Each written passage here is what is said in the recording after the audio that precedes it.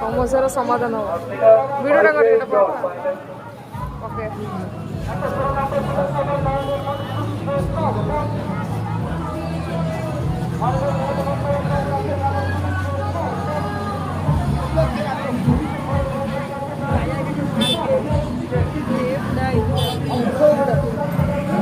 लीजिए खीड़ा है किसी आई